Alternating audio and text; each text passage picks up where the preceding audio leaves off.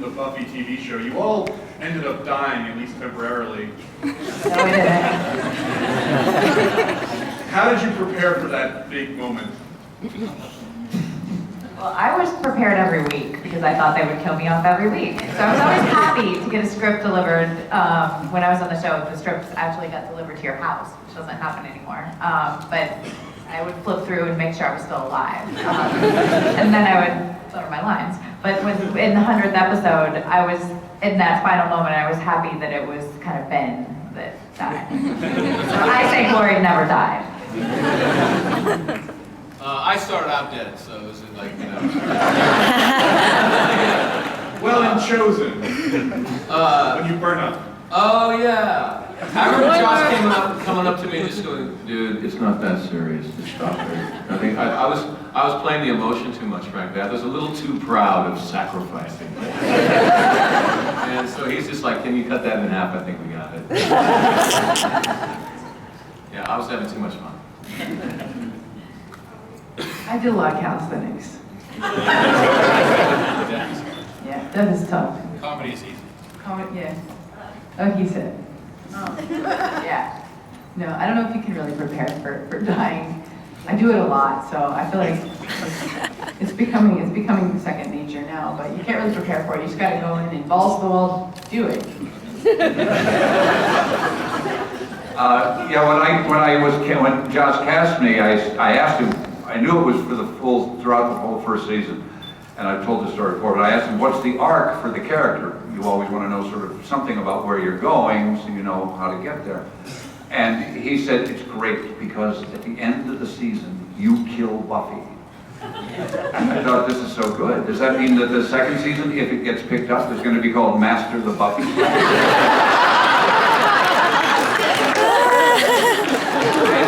He smiled knowingly, but he didn't tell me that actually they brought the bitch back to life. And she killed me. But I did get to kill her, and then I got to kill her again in The Wish, so I got to kill her twice, and I'm told that I'm the only person who got to kill her twice.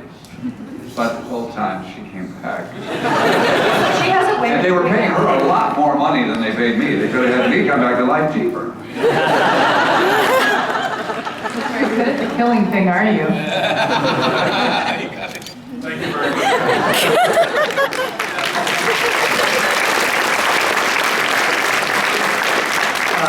I wanted to make one comment and then a question, but my comment was that, James, one of my favorite moments in the entire series is seeing the American guy faking the British accent, faking the American accent.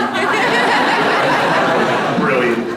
My question is actually for Amber. The entire series, the entire time you're on, you're featured in the opening credits on the day you die. Do you have any thoughts or feelings about that? It was a nice little sequence. I looked good. My name looked real pretty up there. Yeah, I knew that was going to happen, and I knew it was going to be very gutting. Spoiler alert to a few people. But it was nice to at least for once at least to have it up there. It was nice. Definitely a little rough though. I think. Thank you.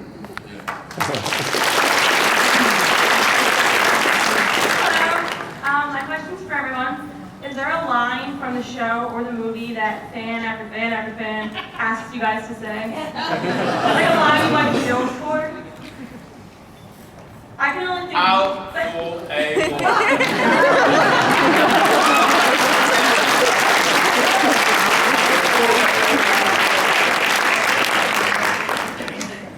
Oh my gosh, Glory had so many great lines. I don't know. I always mix up the Bring It On lines and the Glory lines. They were both such great, fun writing. So I'll think about that. I'll get back to you. Thank you. Do you guys have any other ones? Or? Yeah. Does the word duh mean anything?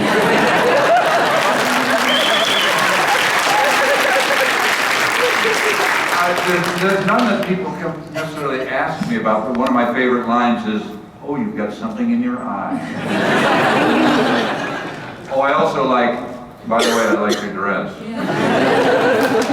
Thank you.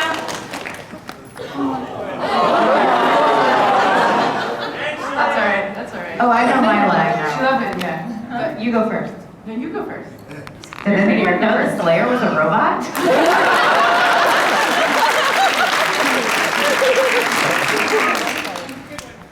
I'm under your spell. Hey, that was a good one. That was pretty.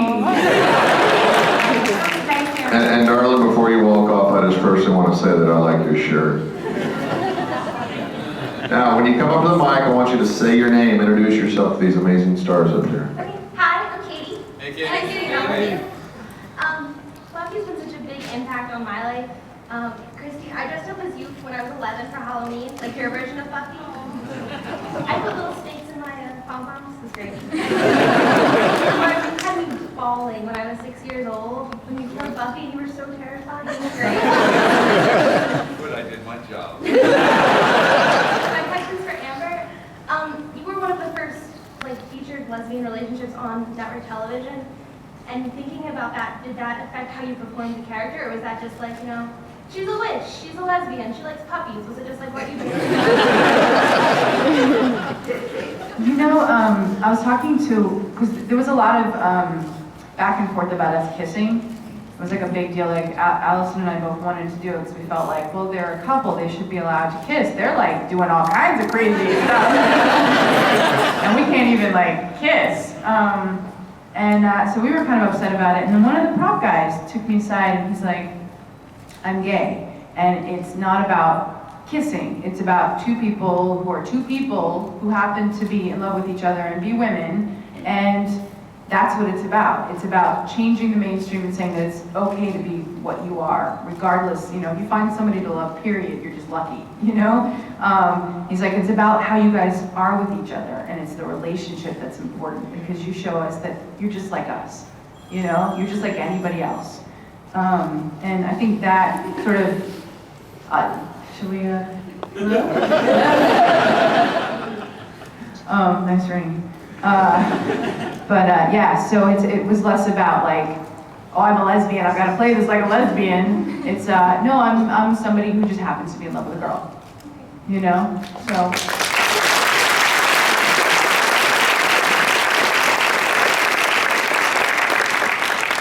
Okay, hi, I'm Justin, and as everyone else is a huge Buffy fan.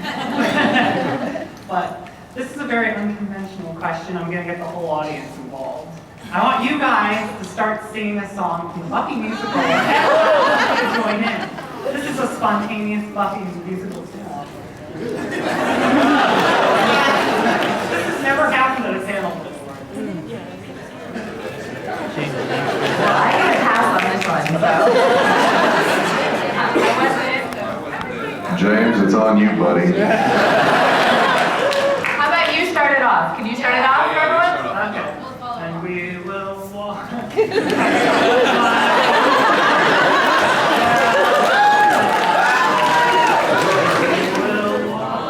Through the fire.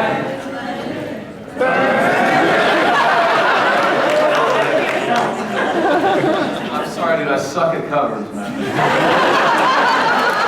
I haven't ever had to sing in front of so many people.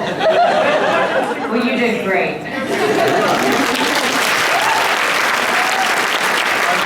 That feeling is how most of the cast reacted to having to sing in front of Americans. We're like, Joss, you are insane.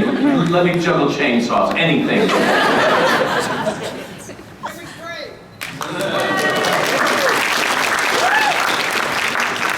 Hi guys. Hello. I'm Brooke. Hi Brooke. Nice to meet you. My question is there was a death question earlier. It's sort of related to that. My question is, for all of you that died, and maybe more specifically for James and Amber, because you guys as villains sort of knew that was coming up at the end of your arc, surely. But you guys as series regulars, especially, how long before your death did you find out about it? Yeah. Oh, I knew. Joss took me aside. We were finishing up the last couple of shots for the end of season 5, the big finale. And he took me to his trailer and he's like, I have something really awesome to tell you. So I was there with him, and I think it was go in Josh and I in this trailer, and he's like, so, we're gonna kill your character, isn't that awesome? I was like, oh, wow, yeah, that's really, yay! But he felt bad about it, I think, because it was supposed to happen like towards the beginning of season 6, and it just kept getting shunted further and further back in the season. But yeah, I knew ahead of time. I think I actually told Adam that he was going to kill me. Wow. Yeah, by accident. But now they would kill me by accident. Well, that happened. It slipped by accident. I didn't know nothing. For me, working with Joss Whedon was like working for Lockheed in Area 51. I knew when that script came out. He told me in my first season, in season 2, he backed me up against the wall and he goes, I don't care how popular you are dead, you are dead, you are dead. Did you know you were coming back on Angel? No, I always thought I was dead. I was always like, he's about to kill me, man. I'm just about to kill him at all times. Yeah. Because my character was not supposed to be like, you guys weren't supposed to like me. In Joss's world, vampires are just a stand-in for, they're a metaphor for the problems that you get over in adolescence. So that's why his vampires are ugly when they have pointed teeth. They're not supposed to be romantic. And he got talked into one romantic vampire. It was Angel. David Greenwald talked him into it. And I was just supposed to be a boy toy for Drusilla and killed off by Angel when he went evil. And then it went different. It was not going according to plan. And so he kept telling me, I don't like the Anne Rice stuff. You are not right for this show. Stop it. Stop it. I was like, dude, you dyed my hair. It's your fault. That's like a testament to you know, that you were able to take something that never was supposed to be anything and make it something amazing. I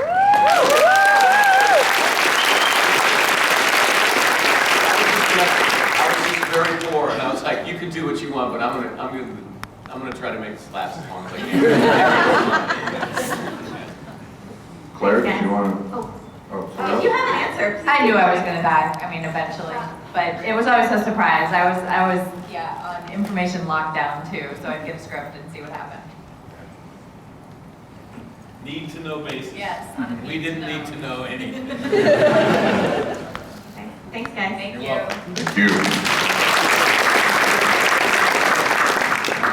Hello, my name is Keith, and I'm a Buffy holic. This question is for Amber. One of my favorite episodes is Hush. It's absolutely amazing episode. The way it was done, very creative. What was it like to do an episode where it was pretty much all pantomime? That was awesome. That was my first episode. Little did I know we'd be moving forward. Doing naughty things. We did hold hands when we moved the drink machine. No, it was amazing. I'd never done anything like that before. You know, as an actor, you're always like talk. So to be silent, to have to like express yourself that way was really a challenge for me because I like to talk. Tara didn't like to talk, but I like to talk. But I think it all ended up being about just listening to people. I mean, not like their words, but like what they're giving you as far as their actions. Just like really watching them and reading them, and just giving them back in kind. Yeah, it was awesome. It's one of my favorite episodes. That and the musical and Restless and The Body. Okay, that's a lot of favorites now. Yeah, I know. That episode was Joss showing off.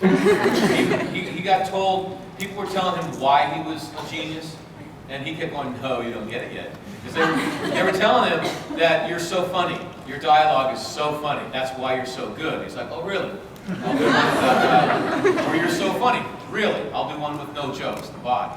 He kept doing that. I remember thinking that it was be an easy episode, because like, I don't have to memorize any lines. And then Joss gets on set, and he was so specific with every moment. His directing, because usually in film, they direct you as little as possible, because they want you to be natural, they don't want you to start acting. But in that one, he was every little moment. It was like, nope, then you turn that much, and then you give the look. So he was carving the beats. So yeah, it ended up being a lot harder than I hoped for. Thank you.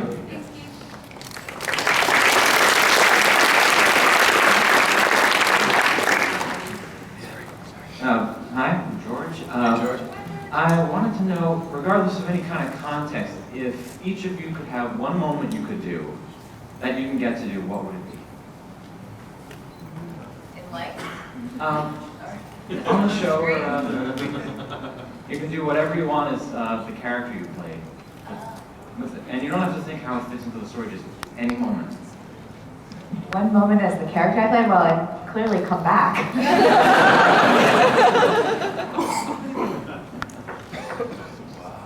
That's a good question. Kill more. I mean, kill something more something. Mark, you'd come back too, right? I'd come back, sure. It would be the Wish episode would be the way it always was. I'd be the mayor of Souvenirs. And you'd all be my lunch. I got way more than I bargained for on Buffy. I was terrified because I realized I don't know what's gonna be asked of me week to week. And I started hiding from Josh because I didn't want to know. So I got way more than I expected. I can't imagine anything else, I guess, seriously. I'm just glad I made it through that. Yeah.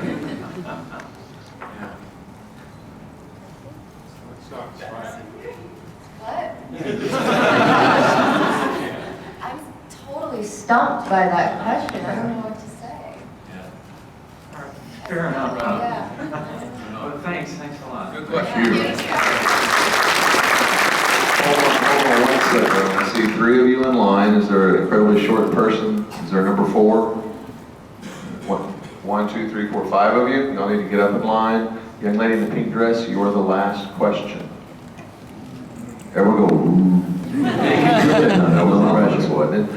Ma'am, you have the mic. Who are you? Hi, my name's Monica. I'm a volunteer. Hey, Monica. Thank you, Mom. Thank you, everybody. Thank you, Mom.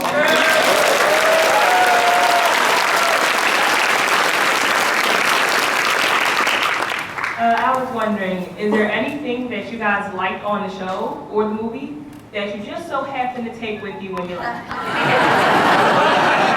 Accidentally. I took a lot of Glory's underwear. I was lazy, basically, and it was pretty. They told me, on the final episode, they told me that I should take the jacket. And I used to produce theater, and I hated actors that stole my stuff. That was a real, because I had no money when I was producing, so I was too proud to take that jacket. And I really wish that I had done that, because they ended up selling it for a lot of money. But I did steal one t-shirt. They were female Calvin Kleins. Those ones made my boobs look nice. No, it did. They sold my robe as well, but then the person who bought it mailed it back to me. Isn't that nice? It was one of you guys, probably.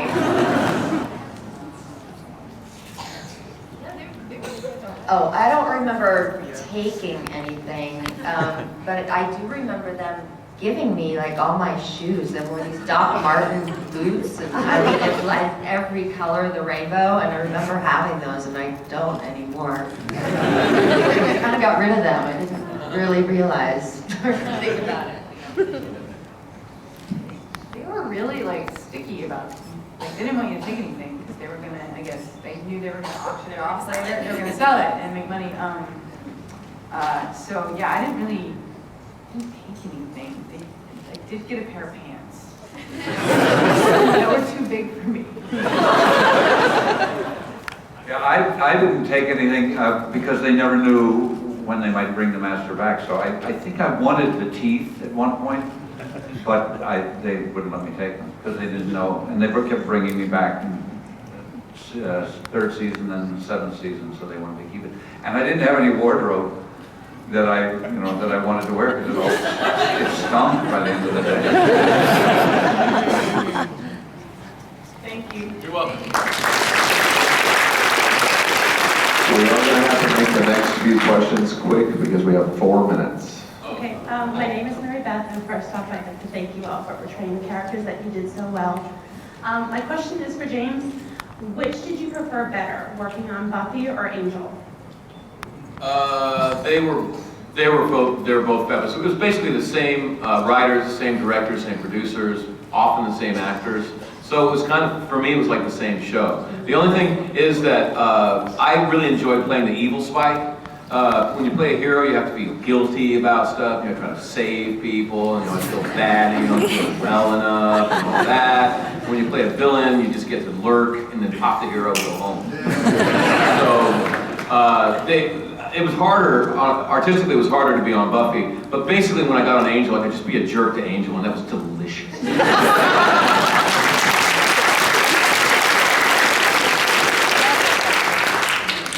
Hi, my name is Kira. Hey, Kira. Hi, I have comments for all of you and then a question. Kristy, I thought you delivered your lines great in the movie. Claire, my boyfriend, loves your character. You're his favorite villain. Where is he? The gray hat in the wheelchair.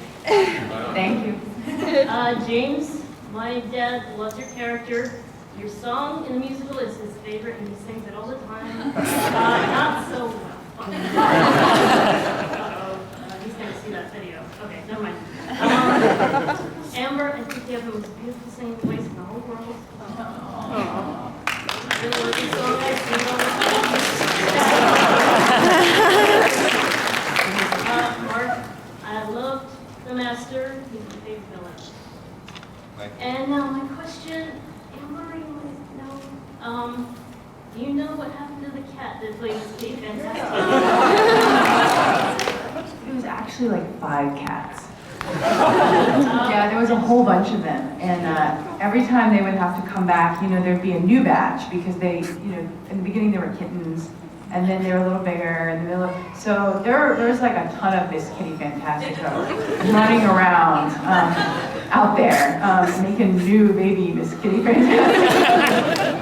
But they, you know, they came to us through an animal wrangler, and I know that, you know, talking with them and stuff, they were treated really, really well. And when they were done, they were, you know, given to people to live out the rest of their days in nice homes. So they're out there somewhere. Miss Kitty Fantastico, you're out there? I'm looking for you. And the next cat I got, I'm going to Kitty Fantastico. Thank you.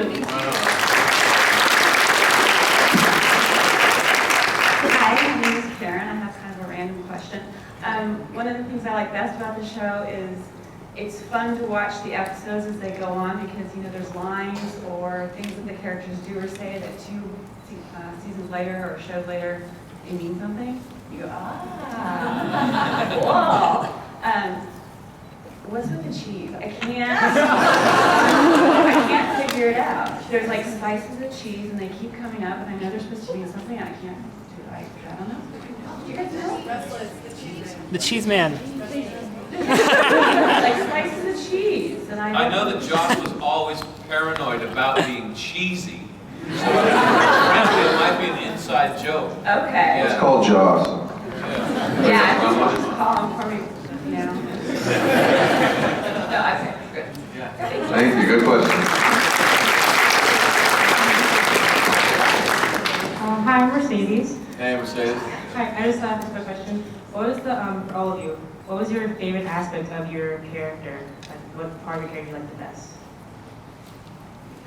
That was a good question. So I last Okay, cool. Is that one question in 37 parts? Well, in a nutshell, I loved Glory's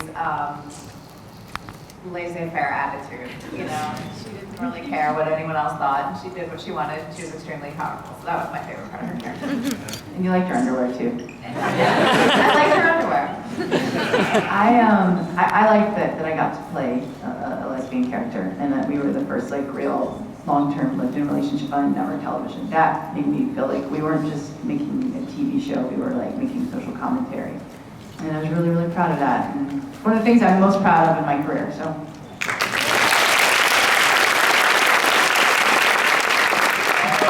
I like playing the love. I always say if you find the love, you find the juice. And so playing such a sadistic character sounds weird, but I like trying to find the love. I loved your character. I don't know that my favorite aspect of the master probably was his ambition for world domination. And I don't know what that says about me. I guess I just liked everything she said. I loved all her dialogue. I just liked everything that she said. You know, I just had a lot of fun with that. Thank you guys so Great much. question. Let's take a round of applause.